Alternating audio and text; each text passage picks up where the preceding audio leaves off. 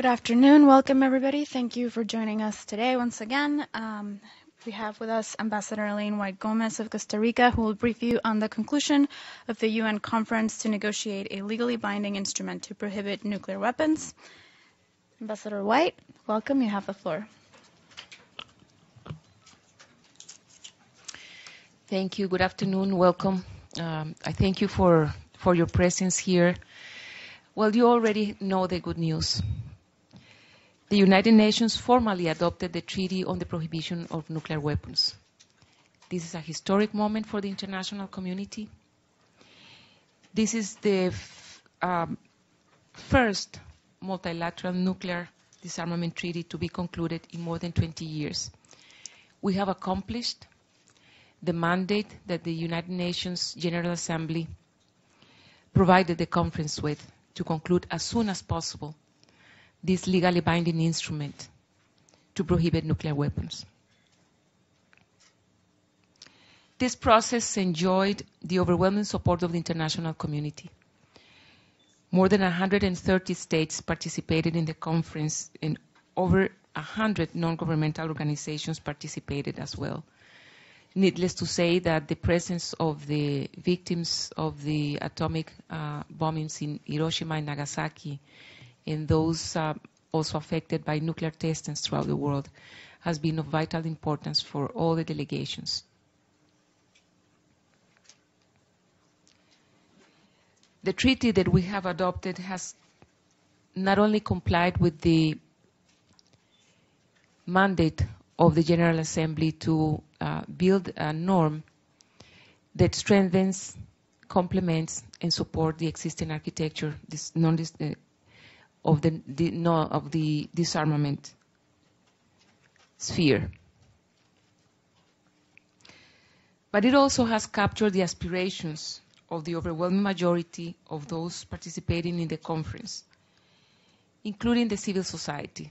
And this is something that I would like to stress because it has been the enthusiasm, the knowledge, and the collective experience of civil society that has kept the pressure throughout the decades so the international community moves towards the prohibition of nuclear weapons. The prohibitions, which are included in Article 1, constitute the heart, the very core of the treaty.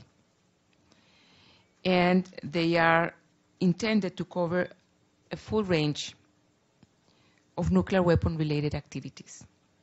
These prohibitions have been carefully crafted in such a way so as to be clear, concise, and comprehensive. At the same time, keeping in mind the inclusivity and flexibility, and also the non-discriminatory nature that were at the heart of the political will of this conference. The treaty also has provisions to allow the nuclear weapon states and to invite the nuclear weapon states when they so consider to be ready to become state parties and start their process of elimination of their nuclear arsenals within this regime and also in coordination with the Conference of State Parties and designated competent international authority. The treaty, for the first time, also includes positive obligations relating to the assistance to victims of the testing and use of nuclear weapons, as well as for the environmental remediations of areas contaminated as a result of nuclear weapon activities. The treaty has thus been designed for the future and as a concrete tool to advance the common aspirations of the international community. All the peoples of the world aspire to build a world of peace, but also a world free of nuclear weapons. That is the common objective that all peoples and all states in this international community and the United Nations share. And we have come one step closer towards that end today. I want to thank you all for following on this process. It has been an intense but also a very emotional process in which all the delegates have felt a very deep conviction and determination to conclude as soon as possible this mandate given by the General Assembly. As I said, we all feel very emotional today. We feel that we are responding to the hopes and to the dreams of present and future generations, that we undertake our responsibility as a generation to do whatever is in our hands to achieve and to move the world towards the dream of a world free of nuclear weapons. I thank you very much, and I will be available for your questions. Okay, over here, Sharon. Ambassador Whyte Gómez, congratulations, and on behalf of the UN Correspondents Association, thanks for coming to talk with us immediately after the adoption. I know you must be exhausted. Are your eyes red because you've been crying, or Yes. because you're tired? Because I have been crying. So very, very emotional. Yes. So let's take that emotion then and respond to the statement that has just come from the United Kingdom, France, and the United States. Quote, "This initiative clearly disregards the realities of the international security environment. Accession to the ban treaty is incompatible with a policy of nuclear deterrence, which has been essential to keeping the peace in Europe and North Asia for over 70 years. A purported ban on nuclear weapons does not address the security concerns that continue to make nuclear deterrence necessary and cannot result in the elimination of a single nuclear weapon." How do you respond to that statement?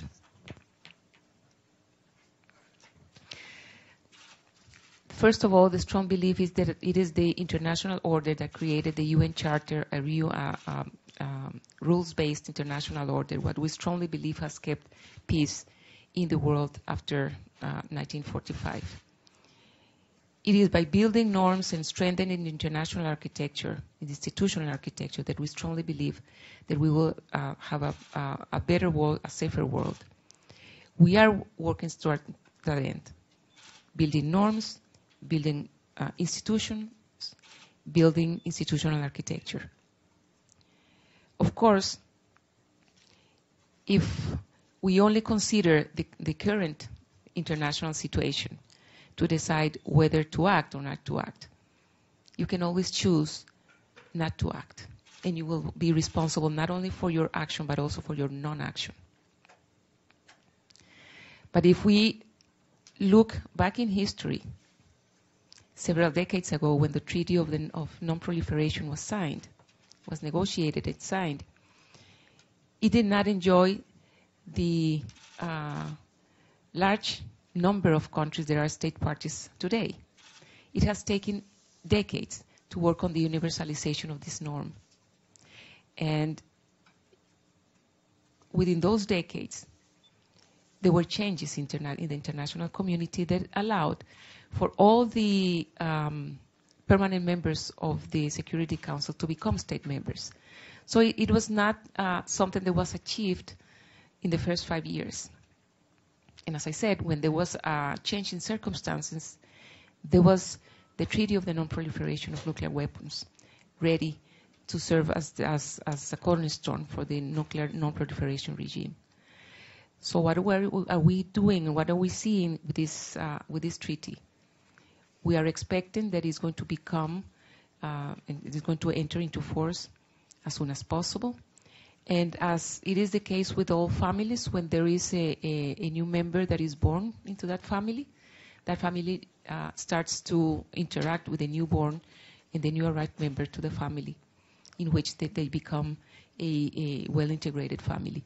We strongly believe that this further develops the nuclear non-proliferation regime and the disarmament regimes, and we hope that together with all the components, we will have a safer world and a better international architecture.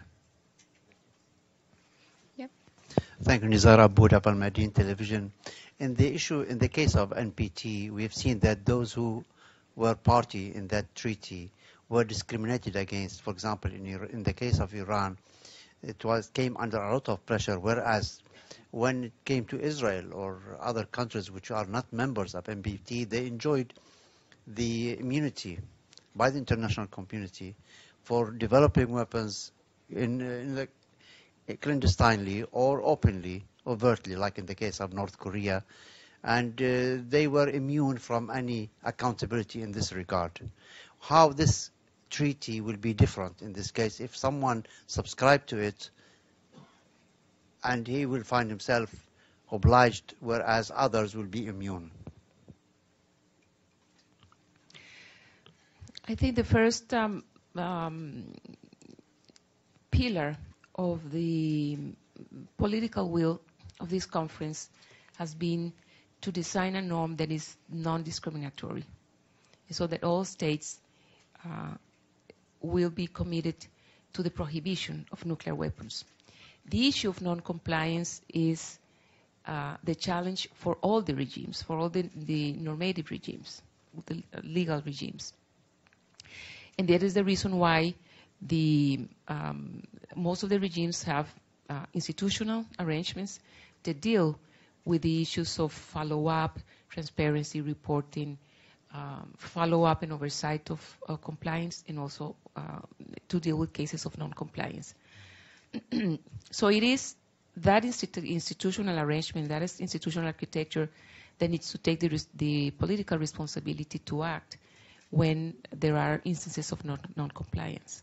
I am not going to refer to other regimes or what has and has not happened, but in this case, it will be in the hands of the Conference of State Parties to evaluate further measures or steps that would need to follow in order to make sure that the regime grows healthy and the norms are implemented properly, and that enough bridges of communication are built with the rest of the architecture, and also to look at the oversight and verification and the well functioning of the provisions of the treaty, and that were the ones that were captured in terms of norms that reflected the political will of the General Assembly and of the conference as well. Okay. Thank you. It's a follow-up question to my friend Nizar. My name is Abdul Hamid Sayam from the Arabic daily Al-Quds Al-Arabi. As you know, there are 9 nuclear states. 5 of them are the permanent members. We all know about them. There are 4 who are not members of NPT. Do you have any set of incentives for those 4 nuclear weapons who are not members of NPT to join the new regime? Thank you. Yes, the important aspect, the most important aspect in terms of accession to the regime is that it is non-discriminatory, and that all states can join this treaty, but that, of course, they have to commit to a process of elimination of their nuclear weapons. In that regard as well, there is an article that states that nothing in that treaty would undermine any international obligations that the state parties have acquired vis-à-vis other international treaties. Therefore, treaties that are party to the NPT and other international treaties, by becoming state parties of the Treaty on the Prohibition of Non-Nuclear Weapons, will not get away with their previous commitments. To the contrary, this will reinforce the commitment of non-proliferation and of nuclear disarmament. But at the same time, those countries that are not, if they want to become state parties to the Treaty on the Prohibition of Nuclear Weapons, they will also have to comply with a process of elimination of their nuclear weapons and start a process of becoming non-nuclear.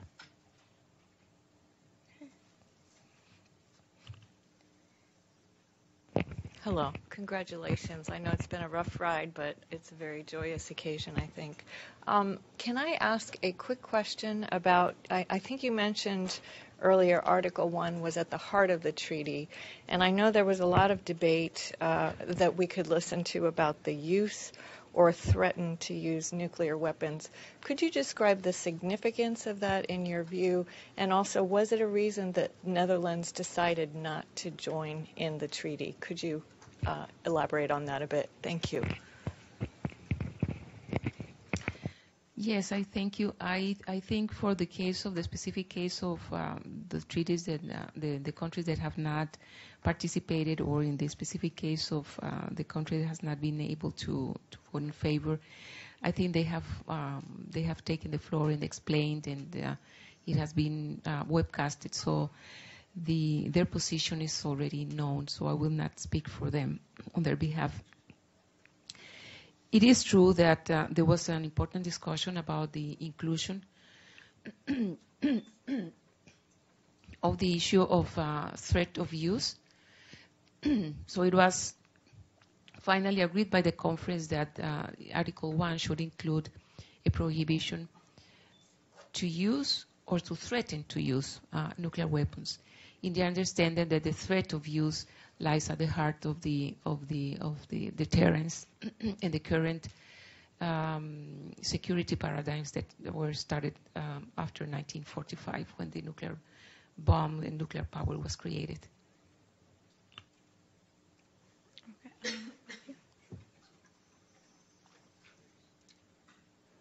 Matthew Lee, Intercity Press, on behalf of the Free UN Coastal Access. Thanks for doing these briefings 2 days in a row.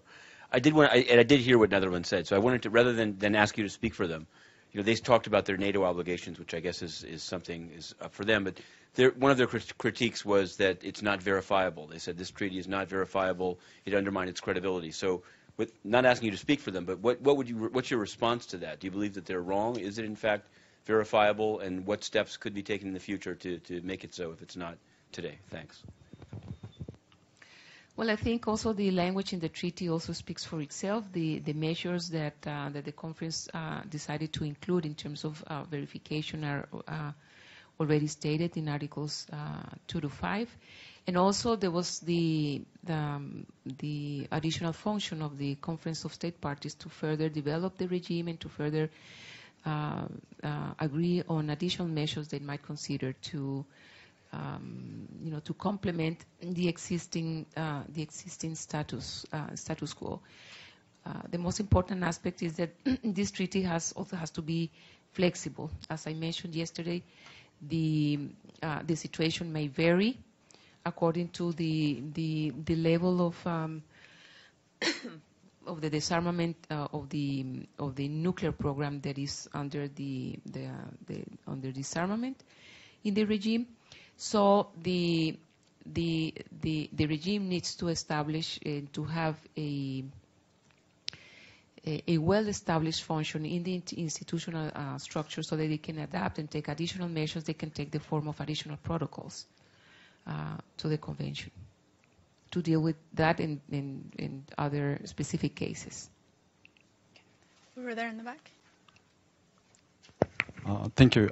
This is I'm Takagi from Kyodo News Japan's News Agency. Thank you for briefing.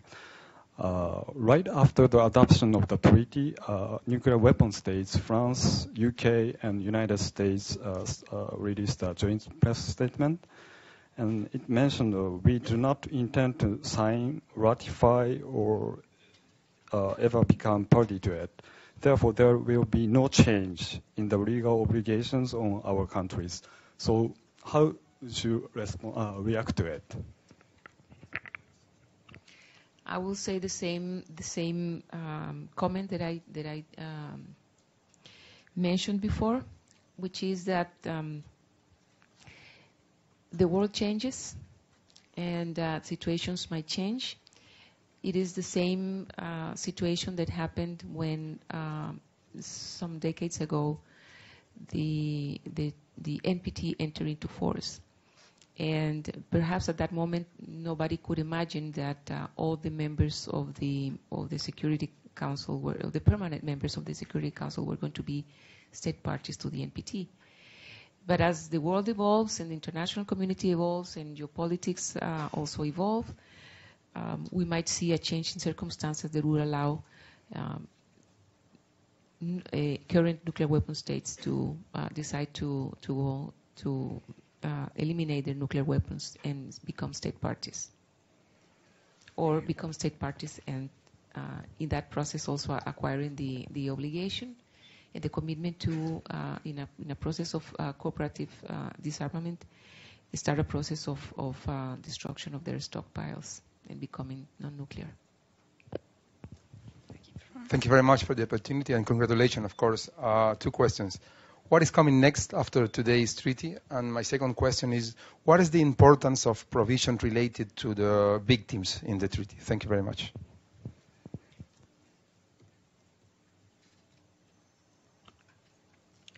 Well, after the adoption, this next step is the signature, and the text of the treaty has included a specific mentioning that as of September the 20th, the signature will be open. This is something that already will fall in the hands of the depositary, which the conference has conferred to the Secretary General of the United Nations. So the next step is the signature, and we hope that many states will be able to join and to sign the treaty in the near future, so that it enters into force, which is the second step. Then, after the entry into force, the first meeting of state parties will take place to start taking all the necessary measures to work towards implementation, towards the universalization of the treaty, and also towards building the necessary bridges of communication and coordination with the rest of the disarmament architecture. Now, it is very important also to mention that and to reiterate that, yes, this is the first disarmament treaty in which there is also a recognition of the need to provide adequate assistance to the victims of both nuclear weapon explosions or testings, as well as for the environmental rehabilitation.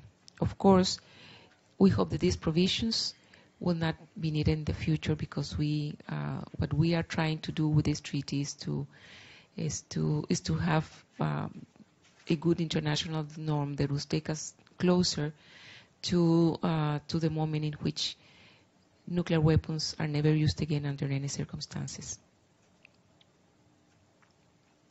Okay. Any more questions?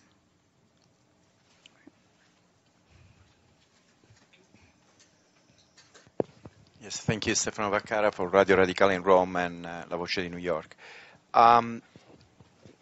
Did you have the right attention for the media? What do you think? I mean, during this work, the fact that, yes, today maybe there is enough attention, but in those weeks, in those days, do you think that we, the media, should have done a better job?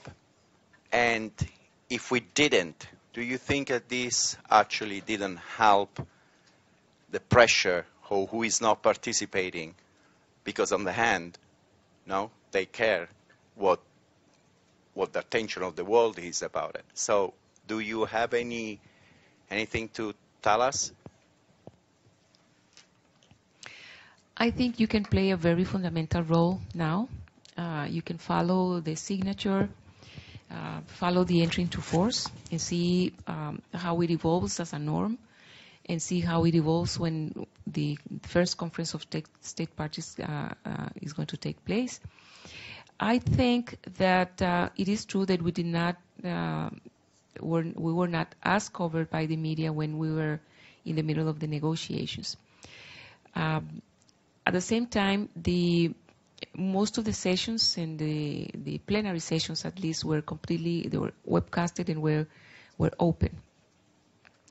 So there is a point in which delegations, government delegations, need to sit just among themselves to be able to negotiate, and not being necessarily exposed to being in a window, being exposed, and so that it can have an environment that is convenient for the negotiations. And usually that takes place in closed environments. I think it would have been good to have more coverage at the very beginning of this process. But there was a point in the negotiations in which the states needed to have that peace of mind and that space where they could feel comfortable to negotiate. And I think that maybe was one of the reasons why, and of course the strong commitment and determination by the delegates. But I think that was one of the reasons why the talks and the negotiations were conducted in a very expedited manner. Because at some point they knew they were among themselves in in their conviction and their negotiation process. Now, I do challenge you and I do encourage you to take a good look at what comes next. This is the first time in 70 years since the organization was created that the world sees a norm to prohibit nuclear weapons.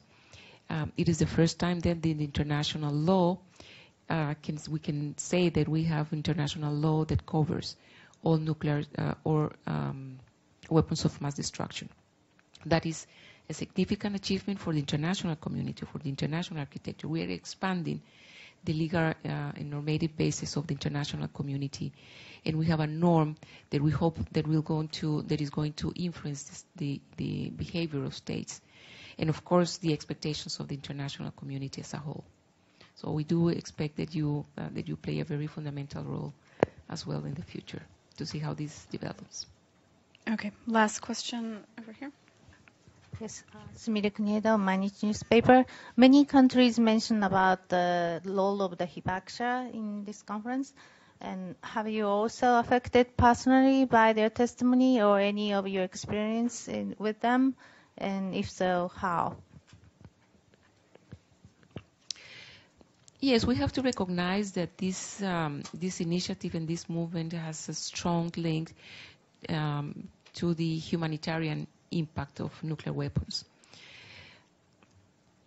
So the presence of the hibakushas and the fact that we have to recognize that they have been committed throughout so many decades in sharing with the rest of the international community their own experience has been a fundamental driving factor in the success of this negotiation process. They were there. They shared their experiences with us. They were sharing the negotiation process with us. We are human beings. So if you have a human being close to you and they tell you the experience they have gone through and the horrendous impact of nuclear weapons, it touches every delegate's human soul. And as I said, I have said several times, this has been a process in which you see a combination of reason and of heart and very deep conviction and moral conviction of the work that we had to accomplish. And I think we feel proud of returning to the General Assembly and tell the General Assembly, we complied, we fulfilled, and here is the treaty that you requested and that you encouraged us to conclude as soon as possible. So we did, and we feel proud about that.